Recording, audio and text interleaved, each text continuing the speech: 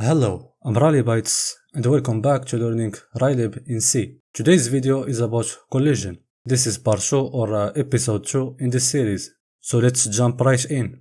The first thing I did was launching Raylib's IDE, then included Raylib's library. The main function always needs to be there since that's the place the code gets executed, and created two variables for the window's dimensions, initializing the window with the initWindow function, passed the width and height of the window plus the title,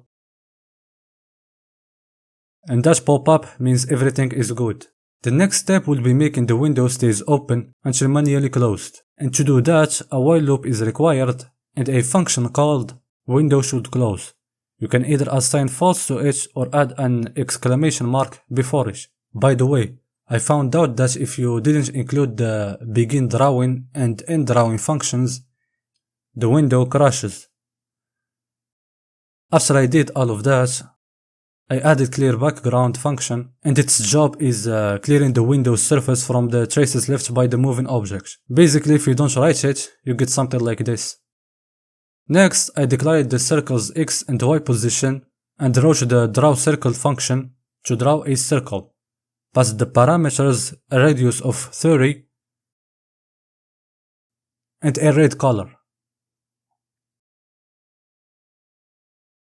I did the same thing for the white circle and moved both of them to the side, and went ahead to the next step, making movements. To do that, I declared a variable, named it speed, and assigned it a value of 5. Then incremented the x and y position by the variable, which is speed here,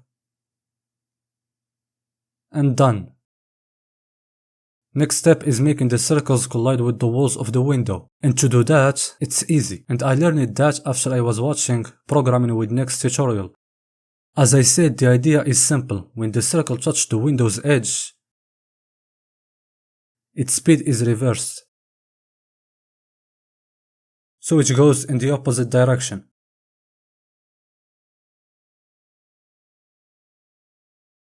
And for that I used two if statements and the OR operator.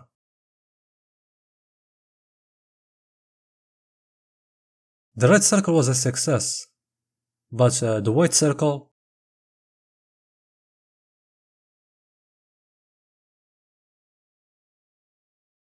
at times like this, it's best to split everything into small sections so it can easily be handled.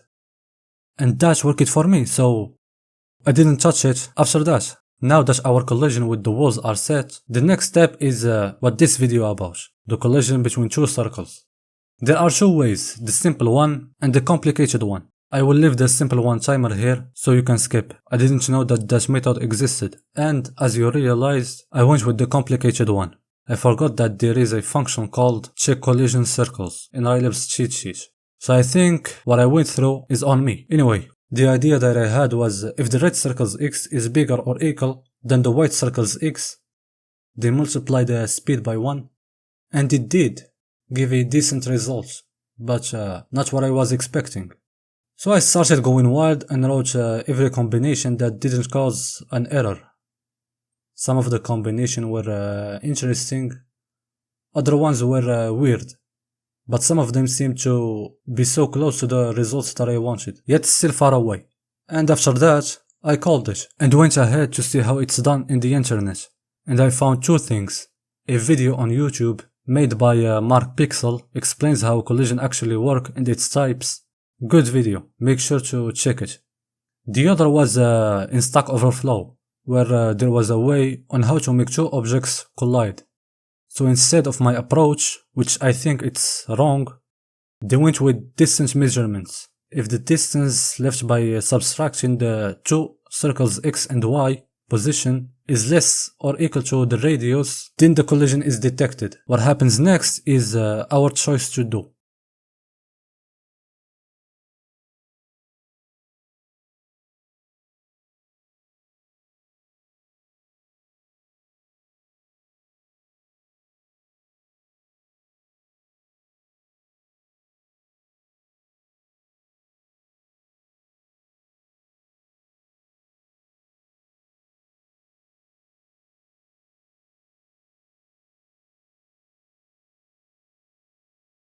And I did that exactly, I think. Anyway, I wrote everything, and that was the end of the complicated way. I didn't continue or try it again, I just left it because I was exhausted and tired, so it was until the next day that I remembered that I did read something about collision in Raylib's cheat sheet. And there it is, the function that is needed here. I wasn't excited, I was kind of skeptical. I mean, I know that the function works, but I also know that somehow I'm gonna make this harder for myself. And so, as I told you, I did complicate this. The answer that I found in the internet after 20 minutes of trying to fit this here is using vector 2. And to make the circle's position, I wrote vector 2 circle red center and gave it the coordinates and did the same thing for the white circle. Next is drawing them with the function draw circle v. And this function takes the vector circle red center plus the radius and the color. I feel like I went through this a bit fast, so a bit of a clear up. In order to use the check collision function, you need to work using vector 2. The vector 2 I declared above is to make the red and white circles have an x and y position. And the draw circle v take vector 2 variables plus the radius plus the color. And the variables here are circle red center and circle white center. This way we can use the check collision function freely. Next is making them move. And 30 minutes later, the answer was simple. Since we are using vector 2, we are sticking to it. To move the circle, you need to add a dot x for the x-axis and dot y for the y-axis in front of your named object, so you can access its position in the window. And now for the step before the last, making collision with walls. Again, and it's the same concept, so that is easy. Finally and last, making the collision between the circles by adding the parameters to the CheckCollisionCircles function. If CheckCollision is true, then multiply all the speed variables by -1.